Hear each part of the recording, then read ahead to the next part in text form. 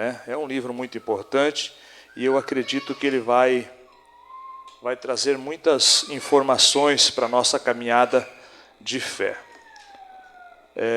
Capítulo 2 do livro de Daniel, vamos ler os primeiros versos do capítulo 2, como é um texto bem grande, né? A gente depois pode ler lá a partir do verso 24, né? Nos diz assim, o capítulo 2, a partir do verso de número 1, livro de Daniel. E no segundo ano do reinado de Nabucodonosor, teve este um sonho, e o seu espírito se perturbou, e passou-lhe o sono. Então o rei mandou chamar os magos, os astrólogos, os encantadores e os caldeus, para que declarassem ao rei os seus sonhos, os quais vieram a se apresentar diante do rei. E o rei lhes disse: tive um sonho, e para saber o sonho, está perturbado o meu espírito. E os caldeus disseram ao rei em Siriaco: ó rei, vive eternamente, dize o sonho aos teus servos, e declararemos a interpretação. Respondeu o rei e disse aos caldeus: a coisa me tem escapado, se não me fizeres saber o sonho e a sua interpretação, sereis despedaçados, e as vossas casas serão feitas um monturo. Agora vamos lá para o verso de número 24 do mesmo capítulo. É um texto bastante longo, né? Por isso vamos dar aqui uma abreviada aí. Verso 24 do capítulo 2. Por isso Daniel foi ter com Arioque, o qual o rei tinha constituído para mandar os sábios de Babilônia. Entrou e disse-lhe: assim, não mate os sábios. Introduze-me na presença do rei e declararei ao rei a interpretação. Então Arioque depressa introduziu a Daniel na presença do rei e disse-lhe: achei um homem dentre os cativos de Judá, o qual fará saber ao rei a interpretação.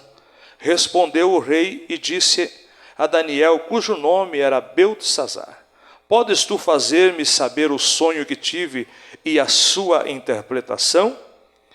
Respondeu Daniel na presença do rei e disse: o segredo que o rei requer, nem sábios, nem astrólogos, nem magos e nem adivinhos o pode declarar ao rei.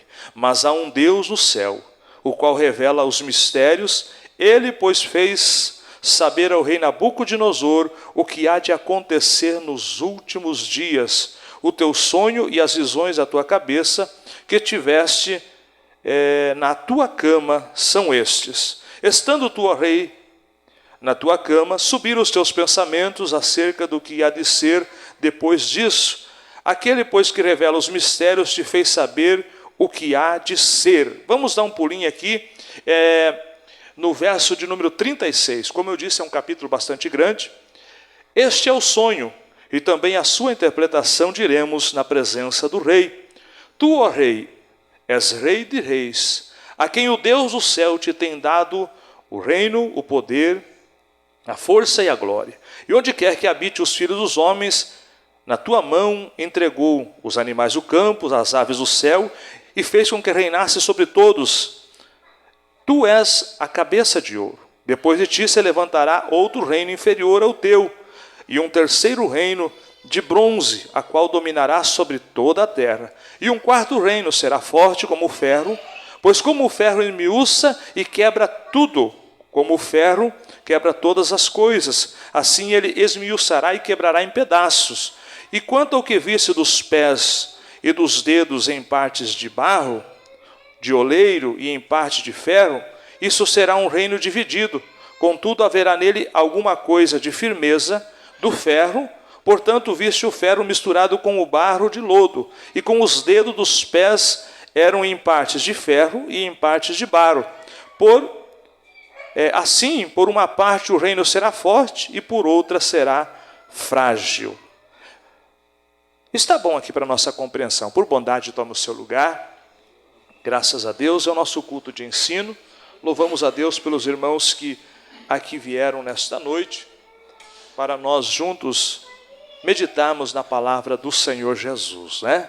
Tem alguns irmãos aí que justificaram que estão trabalhando, né? Por isso não pode estar aqui conosco, mas você veio e eu acredito que Deus há de nos dar instruções através da sua palavra. Para quem esteve na terça passada, a gente já fez aquela introdução deste livro.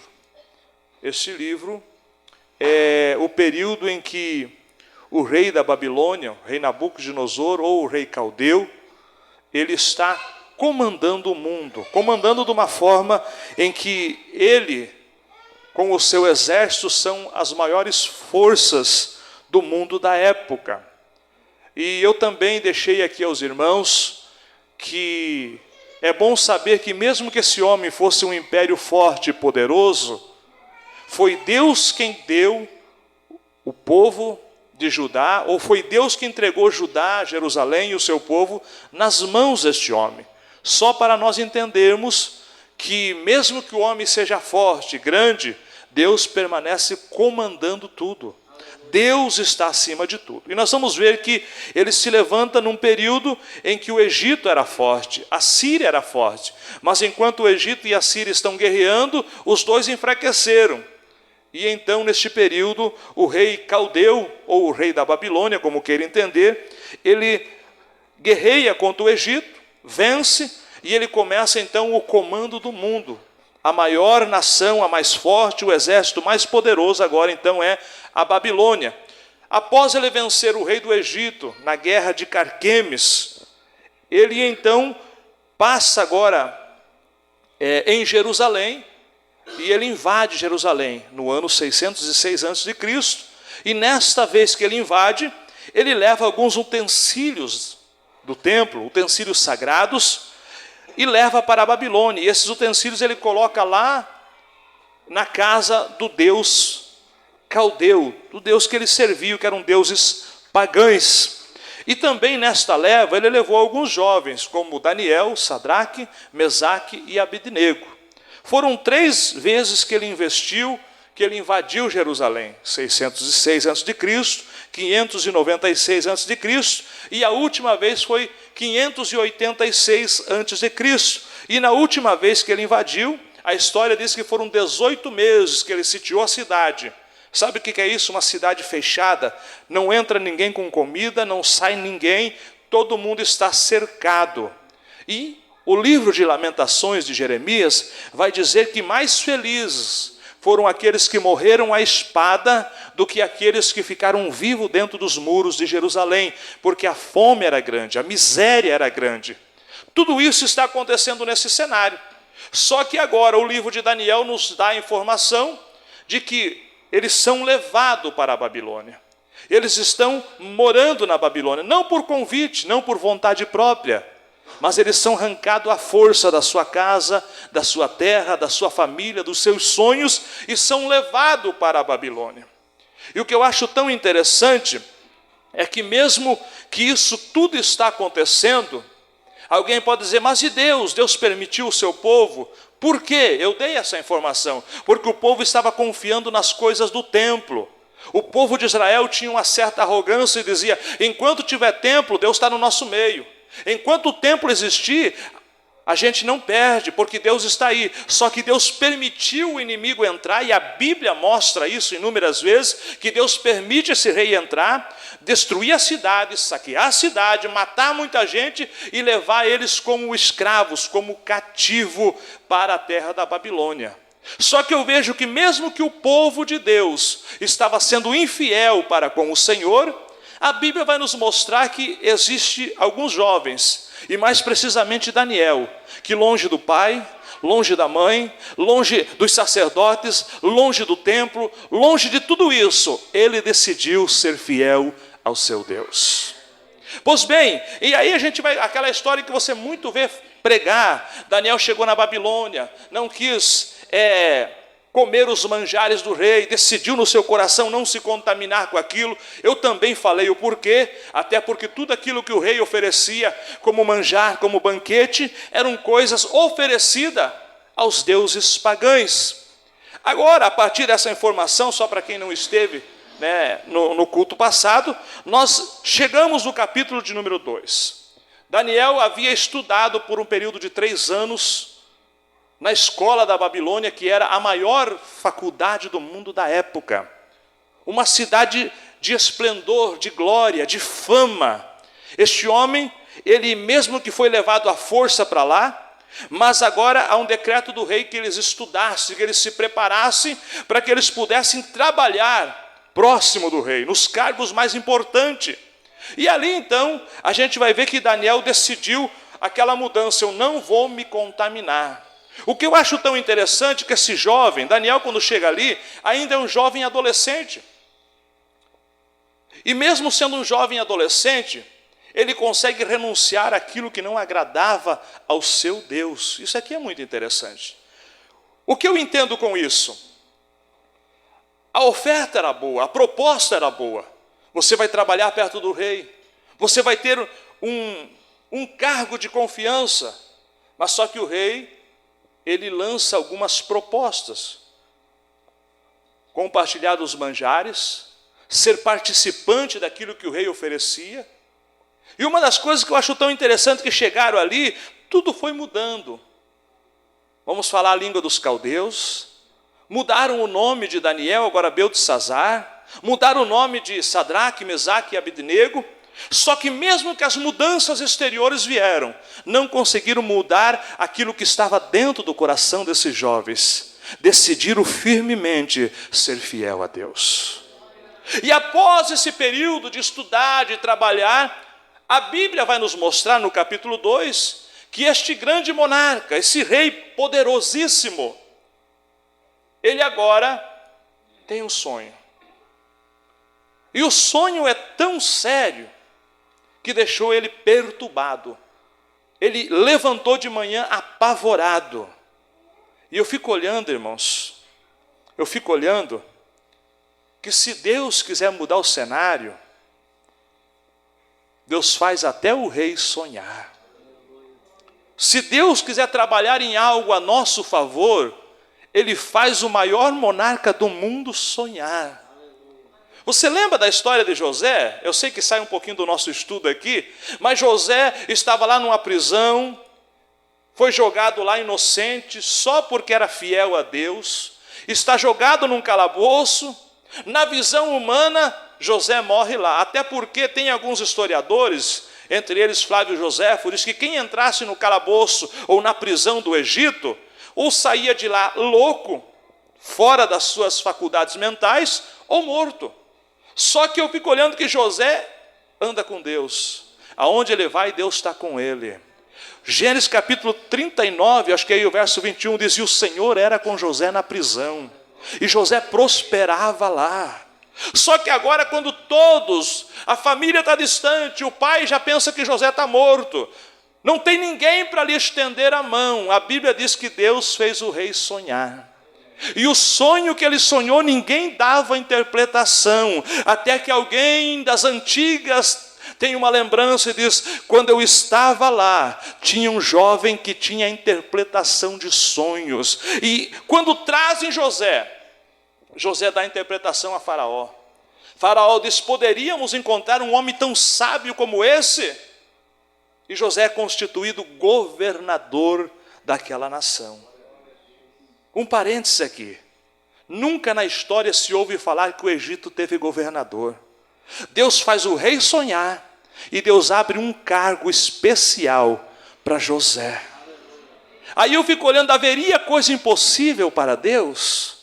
José está na prisão, abandonado, injustiçado, caluniado, aos olhos humanos esquecido para morrer lá. Só que Deus simplesmente vai lá na mente de Faraó e diz: hoje você vai ter um sonho, e através desse sonho eu vou mudar o cativeiro de José, por causa da fidelidade dele. Quem sabe amanheceu na prisão, mas dormiu sentado no trono, sendo governador daquela nação. Haveria algo impossível para o nosso Deus?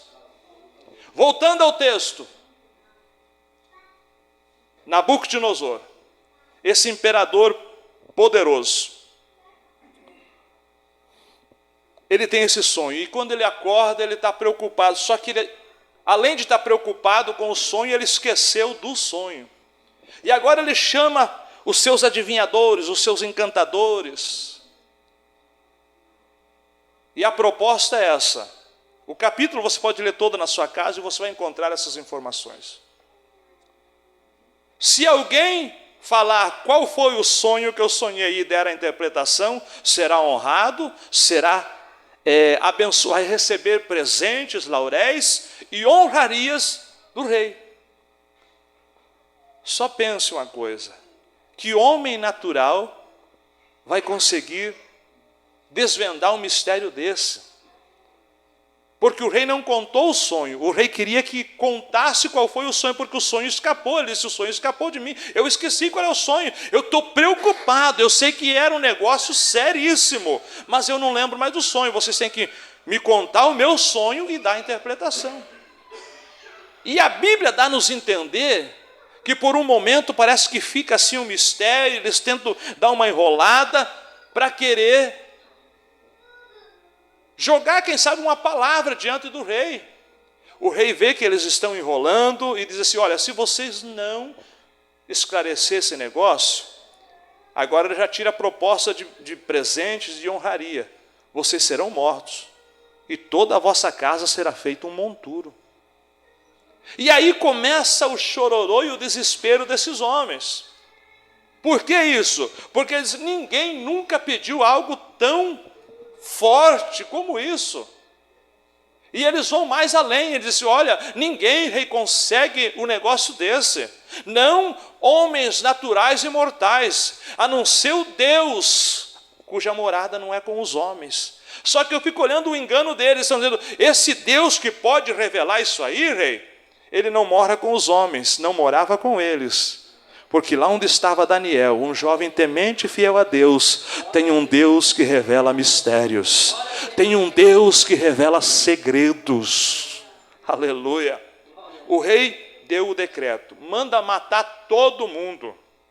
Inclusive neste grupo que ele manda matar estava Daniel também. Aí ele chama Arioque, né? Ele diz: olha, manda chamar todos os sábios, todos os encantadores, todos os astrólogos, porque esse negócio de astrologia já vem lá de trás, irmão. Aqueles que consultam os astros para tentar adivinhar e prevenir o futuro, né? Só que a gente sabe que a história, irmãos, não é comandada pelos astros e nem por adivinhadores. A história sempre foi comandada por Deus. O livro de Daniel, assim, é muita coisa, mas você vai ver como é Deus quem comanda a história e não se atrapalha. Quando Isaías diz no capítulo 6 que ele está sentado num alto e sublime trono, irmão, sabe o que ele está dizendo? O reino da terra está perdido, atrapalhado, porque esse era o tempo de Isaías. O rei não estava mais no trono, o rei estava leproso. Depois ele vê o rei morreu, o exército está sem comandante. E ele vai para o templo pensando: vou desistir de tudo. Ele está indo para a igreja: vou desistir do meu chamado, vou desistir de tudo, estou frustrado, isso aqui está uma bagunça, está tudo fora do lugar. Só que quando ele vai para o templo e ele vai buscar Deus, ele tem uma visão, e ele vê um alto e sublime trono, e o Senhor está sentado neste trono, e os seres angelicais dizem continuamente: santo, santo, santo é o Senhor dos exércitos.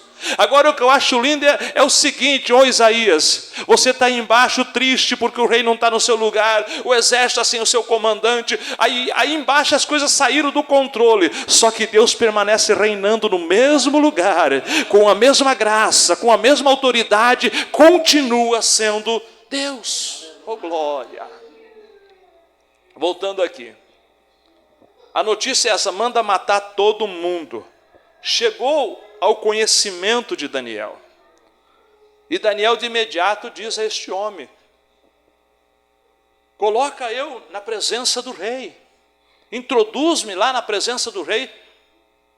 E então ele chega diante do rei e diz assim: olha, me dá um tempo que eu vou dar a interpretação deste sonho. Eu fico olhando, irmãos, que esse menino, além de ser temente a Deus, fiel a Deus, ele é muito corajoso. Porque até então Deus não tinha falado nada, Daniel, eu vou te revelar os sonhos, não. Mas a confiança de quem anda com Deus, quem sabe por que veio e para que veio. Daniel está entendendo por que Deus colocou ele naquele lugar. Deus não me trouxe para este lugar para me morrer. Deus não me trouxe para este lugar para que simplesmente alguém corte a minha cabeça. A minha vida tem propósito, Deus tem planos comigo neste lugar. E o que eu acho mais lindo ainda, irmãos, o que tem de gente que deixa o coração azedar, fica amargurado, mas não era desse jeito que eu queria, não foi desse jeito que eu planejei, eu pensava que era diferente. Entenda uma coisa, quem serve a Deus, irmãos, ele não anda por vista, ele anda por fé, e ele precisa entender que hoje eu não mais mando na minha vida, mas há um Deus que está comandando a minha história. Quem sabe o cenário hoje, deixa eu abrir isso aqui para falar para alguém aqui. O teu cenário hoje pode ser um cenário que você olha assim, não é isso que eu queria para a minha vida, não é isso que eu sonhei para mim, mas entenda uma coisa, Deus ainda vai surpreender a tua vida. Continua fiel, continua andando com Deus, continua temendo a Deus, porque a história de quem anda com Deus não termina frustrada. Tem momentos de luta, tem momentos de batalha, mas vai chegar os momentos em que Deus vai exaltar os seus filhos também. Glória a Deus, aleluia. O rei diz para Daniel, está feito então, dá um tempo para ele, eu não sei quanto tempo foi. E o que eu acho tão interessante nesse texto, irmãos, é que Daniel agora entendeu o tamanho da responsabilidade, irmão Edson, né? Daniel entendeu. Eu falei para o rei que ia dar interpretação e agora? Só que Daniel tinha uns amigos, ele andava com uma turma que pensava que nem ele, servia o mesmo Deus que ele. Não estou dizendo para você fazer acepção de pessoa, não, mas muitas das vezes com quem andamos acaba influenciando a nossa vida. Isso é muito sério. E Daniel lembrou dos seus amigos, Sadraque, Mesaque e Abednego, e passou lá e disse, olha, está acontecendo isso e isso. E eu disse para o rei que ia interpretar o sonho. E se eu não interpretar o sonho, ele vai matar todo mundo. Aí eu acho tão interessante, irmãos, é que exatamente neste momento, o verso 17 deste capítulo, vai nos mostrar que Daniel e os seus companheiros vão orar. Sabe o que é isso? O cenário é um cenário preocupante.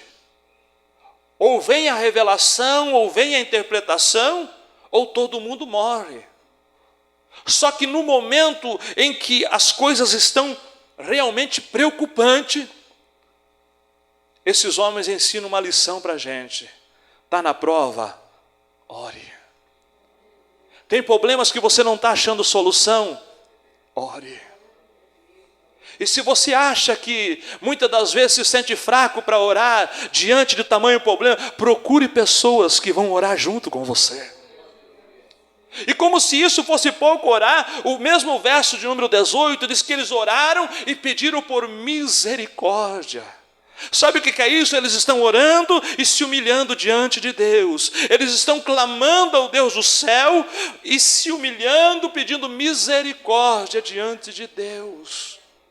Agora o que eu acho tão lindo, está longe do templo. Olha a diferença de quem ouviu a mensagem de terça passada. Longe do templo, longe dos sacerdotes, que eram os líderes religiosos da época, mas não tão longe de Deus. Porque quem é fiel ao Senhor, irmãos, não importa onde ele esteja, se ele for fiel a Deus, ele pode fechar os seus olhos, ele pode ligar o seu pensamento. Pode ser que aonde ele esteja não tem sinal de internet, não tem sinal de telefone, mas há um Deus que tem contato direto com os seus filhos quando eles são fiéis. Oraram. E o que eu acho tão lindo, que a partir do verso 19 você vai ver Daniel alegre, porque Deus deu a interpretação. Eu imagino Daniel dizendo para os companheiros, olha, a vitória veio, a resposta veio. Deus mandou o que a gente precisava. E agora Daniel pede novamente para que alguém coloque ele diante do rei caldeu, do rei Nabucodonosor. E quando isso acontece, ele dá a interpretação do sonho. E o sonho que o rei teve é o seguinte: o rei sonhou com uma estátua muito grande. Uma estátua grande. Só que o rei não lembrava do sonho. Só que agora Daniel chega diante do rei e diz: ó rei, o sonho é o seguinte: o Senhor sonhou com uma estátua. A cabeça dela era de ouro. Os seus braços e o seu peitoral era de prata. O seu ventre e as suas coxas eram de bronze. As pernas eram de prata, ou melhor, as pernas eram de ferro, e os pés ferro e barro. Este é o sonho. Agora tem a interpretação. E eu acho tão lindo, irmãos, isso aqui, porque quando Daniel conta o sonho para ele, o próprio rei, um rei pagão, todo mundo aqui sabe o que é pagão, é quem serve aos deuses da imaginação humana, mas não serve ao verdadeiro Deus. Deus feito por mãos de homens, Deus de Deus de gesso, de cimento. E eles tinham muitos deuses. Mas ele vai reconhecer que o Deus de Daniel é o verdadeiro Deus. Porque esse Deus tem poder de revelar sonhos. Aí quando eu olho para isso aqui, Daniel disse: olha, a interpretação é essa. Você sonhou com uma imagem muito grande, cabeça de ouro, braços e peitoral prata, ventre e coxas de bronze, as pernas e os pés ferro e barro. Mas isso também tem um significado. E aí ele começa agora a explicar para o rei: a cabeça de ouro é você, rei, o teu império. Um reino poderoso, forte. O ouro está lá em cima. Nabucodonosor era um rei forte, poderoso, que ele era quem ditava as leis. Era ele quem falava e pronto. Só que ele diz: olha, rei, depois de ti vem um próximo reino. Esse próximo reino é um pouco inferior, a qual são os 2 braços e o peito de prata. Por que 2 braços? Porque esse reino, ele tem 2 nações que se unem: os medos e os persas. Então, um braço representa um reino medo, outro braço representa os persas, que seriam 2 nações que se unem para ser um grande império. São de prata por quê? Porque é um reino um pouco inferior ao seu. Logo depois de ti virá outro rei, um pouco inferior, mas é um rei. Para quem é leitor da Bíblia e estuda, por que ela é inferior? Porque Nabucodonosor citava as leis, ou melhor, fazia as leis. Arrogante, poderoso, manda, faz. O medo dos persas, o rei é importante, mas a lei é maior do que os reis. E aí você vai lembrar, acho que é o capítulo 5 de Daniel, aonde fazem um decreto. E o rei Dario, ou Dário, como eles querem entender, ele até gosta de Daniel, mas ele diz: Daniel, eu não posso te livrar do decreto. E ele fica a noite toda acordado pensando: será que Daniel escapou da boca dos leões? Será que Daniel escapou daquilo? Será que os leões não devoraram? Porque ele não queria que Daniel fosse lançado, mas armaram uma cilada, nós vamos estudar esse capítulo ainda, jogaram Daniel lá. Só que a lei dos medos persas é mais forte do que o monarca. E os irmãos que leem Bíblia e conhecem sabem que ele diz: eu não posso revogar a lei. Nabucodonosor é um reino superior, ele faz a lei. Esses aqui, a lei é mais forte do que o rei. Pois bem, Daniel continua falando para ele. Continua, depois desse reino dos 2 braços e do peitoral de prata, representando os medos e os persas, virá um outro rei. E esse rei é o ventre e as coxas de bronze, representando o rei da Grécia. E aqui, para quem ainda lembra da história que você estudava no colégio, o grande imperador do reino da Grécia, Alexandre o Grande, que numa velocidade rápida conquistou o mundo da época. É aquele homem que conquista o mundo numa velocidade muito rápida. Nós vamos entender isso lá no capítulo 7 e no capítulo 8, que também tem uma representação dele. É aquele homem que conquista o mundo rápido e morre cedo. E antes dele morrer, ele diz: olha, quando eu morrer, eu quero que deixe minhas mãos para fora do caixão, ou seja o que for, para que todos entendam que o homem, quando parte dessa vida, nada leva. Isso é uma frase de Alexandre o Grande. O outro reino, simbolizando as pernas e os pés, pernas de ferro e os pés de barro, eles apontam para o outro império que dominaria o mundo, que seria o Império Romano.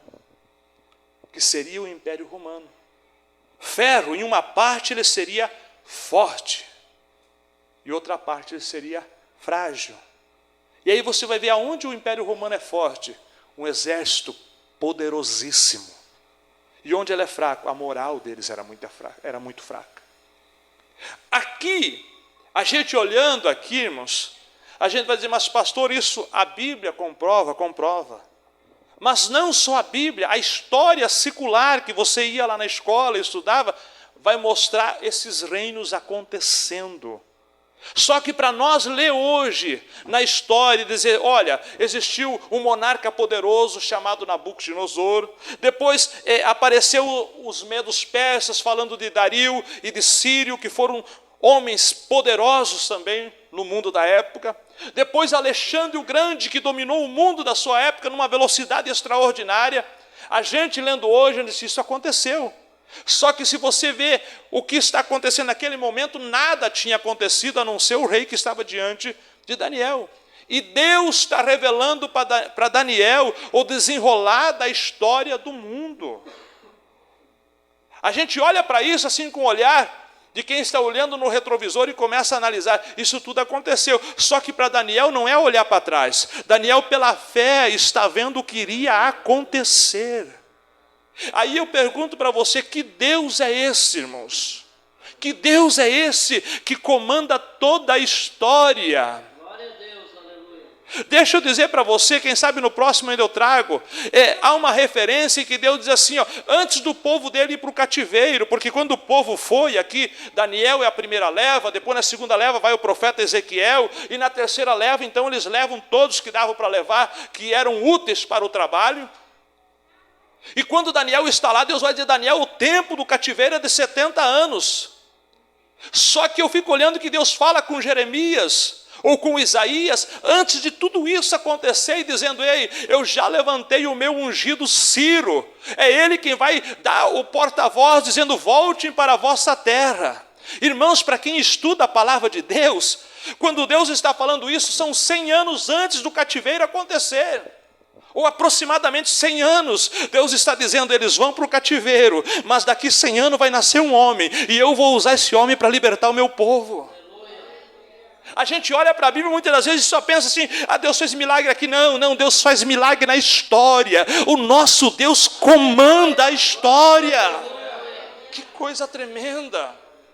Às vezes a gente se depara diante de um problema e diz: meu Deus, agora é meu fim. Não. O teu Deus comanda os reinos deste mundo, comanda a história da humanidade. Daniel agora, para nós encerrarmos, dá toda essa interpretação. Nós vamos ver nos capítulos à frente a história se desenrolando. Inclusive, Daniel agora traz um relatório ao rei dizendo: olha, esses reinos vão suceder, 4 reinos. É claro, irmãos, que nos 4 reinos a gente vai olhar e vai ver que os pés de barro têm 10 dedos, que apontam para 10 reis. Que lá para frente vai aparecer essa história novamente, sendo simbolizada por outra coisa. O Império Romano foi o último império que dominou, que comandou o mundo. Só que Daniel diz para o rei aqui ainda assim, olha, mas no período deste império, do último, aparece uma pedra que é cortada, que é arrancada, e ela vem e esmiuça essa imagem, ou essa escultura, como queira entender. E esta pedra vai crescendo e vai dominar tudo. E este reino, simbolizado por essa pedra, que é cortada sem mão, ele será um reino eterno, que jamais passará, que jamais terá fim. Este reino, a qual é representado por essa pedra, que é cortada sem mão, que surge, que vai crescendo, e que vai exterminar esta estátua, que vai dominar, ele representa exatamente o reino do nosso Senhor Jesus Cristo, que será um reino eterno, para sempre, e que vai dominar o mundo. Isso vai se cumprir quando o Senhor Jesus voltar. Ele reinará para todo sempre. E eu e você, se permanecermos fiéis, faremos parte deste reino, literalmente. Viveremos nele, estaremos com ele. Eu acho tão lindo, irmãos, que a Bíblia diz assim, Atos 2:35, que o Senhor há de colocar os seus inimigos por escabelos dos seus pés. Isso dá uma ligação com o reino de Deus, que aparece como uma pedra cortada sem mão, que vai exterminar com aquilo. Outro texto é Romanos 14. Todo joelho se dobrará e toda língua confessará que o Senhor é Deus. Eu sei que olhar para isso aqui por um momento, a gente olha assim e diz, Daniel falou e estava certo. Só falta o último reino ser instalado para que isso aconteça. Então vigia, meu irmão. Porque se tudo que ele falou aconteceu, só falta o reino de Deus. E é tão interessante, irmãos, que quando este reino surgir, vai cessar todas as discórdias, as tristezas, as desgraças que existem no mundo, porque o reino de Deus é um reino de paz, é um reino de justiça, é um reino de amor. Agora, para nós fazer parte desse reino, precisamos ser fiéis ao Senhor. Eu sei que lá para frente nós vamos falar muito sobre isso, mas para nós encerrarmos aqui o capítulo 2, Daniel deu a tradução, a interpretação, o rei presenteou e honrou Daniel, colocou ele para trabalhar como um governante ou como um governador, um supervisor dos prefeitos que ele tinha, deu um lugar de destaque.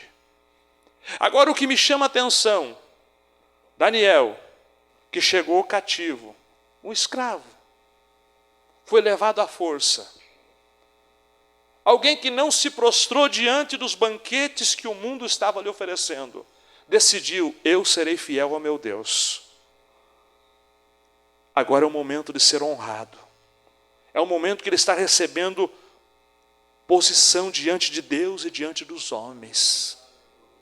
Mas o que eu acho tão lindo nisso aqui, irmãos, é que após isso tudo, Daniel vai dizer no verso de número 23, eu te louvo, ó Deus dos meus pais, eu te exalto, Deus dos meus pais.